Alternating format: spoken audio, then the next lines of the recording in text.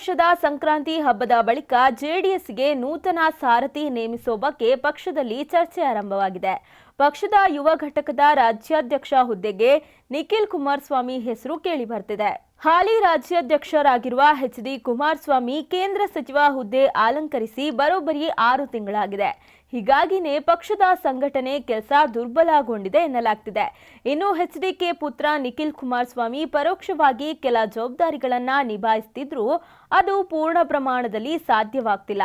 ಹೀಗಾಗಿ ನಿಖಿಲ್ ಕುಮಾರಸ್ವಾಮಿ ಅವರನ್ನೇ ರಾಜ್ಯಾಧ್ಯಕ್ಷರನ್ನಾಗಿ ನೇಮಿಸಿದ್ರೆ ಹೇಗೆ ಆಗುತ್ತೆ ಎಂಬ ಚರ್ಚೆ ಪಕ್ಷದಲ್ಲಿ ನಡೆದಿದೆ ಎನ್ನಲಾಗ್ತಿದೆ. ಜೀನಿ ಪರಿದನ್ water, supermarket, hotel, restaurant ಹಾಗೂ ನಿಮ್ಮ ಮನೆಯ ಯಾವುದೇ ಶುಭ ಸಮಾರಂಭಗಳಿಗೆ ಜೀನಿ ಮಿನರಲ್.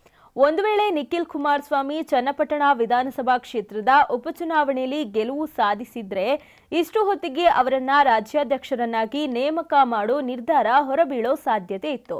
ಆದರೆ ಈಗ ಸೋಲನ್ನು ಅನುಭವಿಸಿರುವ ಹಿನ್ನೆಲೆಯಲ್ಲಿ ರಾಜ್ಯಾಧ್ಯಕ್ಷರನ್ನಾಗಿ ನೇಮಿಸೋ ಬಗ್ಗೆ ಇನ್ನೂ ಮೀನಾಮೇಷ ಎಣಿಸಲಾಗ್ತಿದೆ. ಇದರ ನಡುವೆಯೂ ನಿಖಿಲ್ ಕುಮಾರಸ್ವಾಮಿ ಅವರನ್ನೇ ರಾಜ್ಯಾಧ್ಯಕ್ಷರನ್ನಾಗಿ ಮಾಡಬೇಕು ಎಂಬ ದಿಕ್ಕಿನಲ್ಲಿ ಅವರ ತಂದೆ ಎಚ್.ಡಿ. ಕುಮಾರಸ್ವಾಮಿ ಮತ್ತು ತಾತ ಎಚ್.ಡಿ. ದೇವೇಗೌಡ ಅವರು ಚಿಂತನೆ ನಡೆಸುತ್ತಿದ್ದಾರೆ. ಇನ್ನು ಈ ಬಗ್ಗೆ ಸಂಕ್ರಾಂತಿ ಹಬ್ಬದ ಬಳಿಕ ಪಕ್ಷದ ಇತರ ರಾಜ್ಯ ನಾಯಕರೊಂದಿಗೆ ಚರ್ಚೆ ನಡೆಸಿ ತೀರ್ಮಾನ ತೆಗೆದುಕೊಳ್ಳುವ ನಿರೀಕ್ಷೆ ಇದೆ. ಪಕ್ಷ ಸಂಘಟನೆಗೊಳ್ಳೋಕೆ ರಾಜ್ಯಾಧ್ಯಕ್ಷರ ಸ್ಥಾನ ಬದಲಾವಣೆ ಆಗುವ ನಿರೀಕ್ಷೆ ಇರೋ ಕಾರಣ ಪಕ್ಷದ ಹಿರಿಯ ನಾಯಕ ಜಿ.ಟಿ. ದೇವೇಗೌಡ ಅವರು ಆ ಹುದ್ದೆಯ ಪ್ರಬಲ ಆಕಾಂಕ್ಷಿ.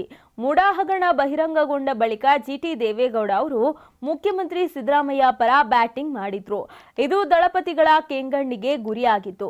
ಹೀಗಾಗಿ ಪಕ್ಷದಿಂದ ಅಂತರ ಕಾಯ್ದುಕೊಂಡಿದ್ರು. ಇನ್ನು ಜಿ.ಟಿ. ದೇವೇಗೌಡ ಅವರು ಪಕ್ಷದ ಹಿರಿಯ ನಾಯಕರಾಗಿರುವ ಕಾರಣ ಅವರ ಮನವೊಲಿಕೆ ಮಾಡಿ ರಾಜ್ಯಾಧ್ಯಕ್ಷ ಹುದ್ದೆ ನೀಡಬೇಕು ಎಂಬುದು ಪಕ್ಷದ ಇನ್ನೂ ಕೆಲ ಶಾಸಕರಿಂದ ಒತ್ತಾಯ ಕೇಳಿಬರ್ತಿದೆ.